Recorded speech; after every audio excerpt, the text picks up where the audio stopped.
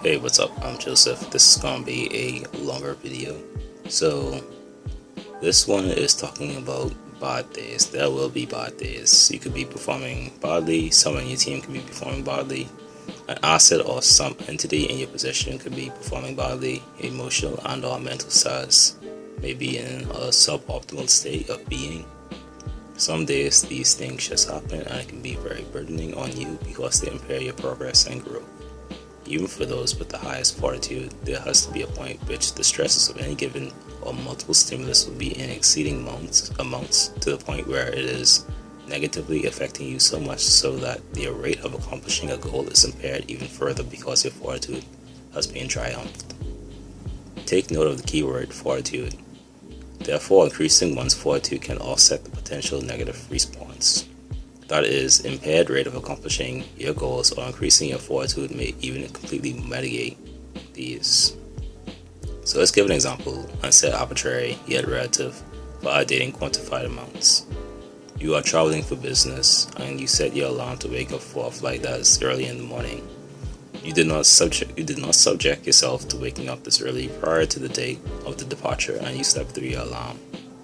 Let's classify several variables here: negative stimulus, fortitude, threshold of impairment, response to exceeding negative stimulus above threshold of impairment. I'll state that again. Negative stimulus, that's 1, 2, fortitude, 3, threshold of impairment, 4, response to exceeding negative stimulus above threshold of impairment. Imagine the stimulus is waking up early and being negatively affected by not waking up on time. Fortitude would describe their total capacity before completely shutting down to the point of a rate of 0 to accomplishing an objective. Let's assume this person missing their flight is slightly above the threshold of impairment. So not only are they being negatively affected by waking up late in and of itself, they are rendered relatively even more so ineffective in comparison to their self if they had a higher threshold of impairment. You may be wondering what happens if a negative stimulus goes above fortitude.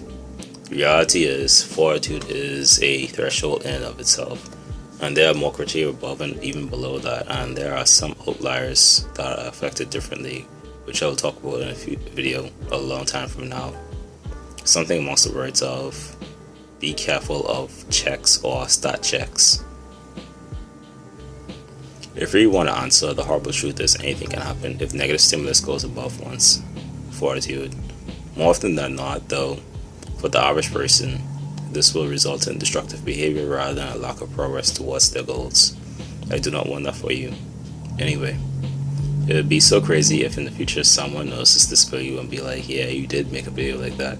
At this current point of time, I have about 10 videos uploaded, 0 subscribers, and yes, the quality of these videos are zeta bad. Fun fact, by the way, I'm actually recording 7 videos today, so it's probably way more than 10. Now, for the most important part of this video, it would be very effective to increase your fortitude and tolerance to adversity.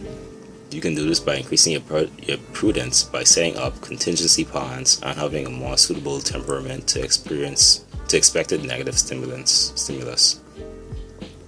Changing your temperament can be very problematic because each temperament has advantages and disadvantages. The temperaments are sanguine, choleric, and lastly my own, phlegmatic and melancholic. Who would have guessed? But mostly phlegmatic. You can also better your negotiation skills, self-control, self-evaluation, and assessment, set priorities, and just have better and more efficient procedures. That's it for this video. It was quite a long one. I hope this is probably my longest video on the channel actually. I hope you find this useful. So to reiterate, just increase your ability to handle negative situations and be aware that these will happen and make preemptive decisions towards those particular situations. And also consider learning strategic problem solving skills for the next time an event happens. So that's it. Take care.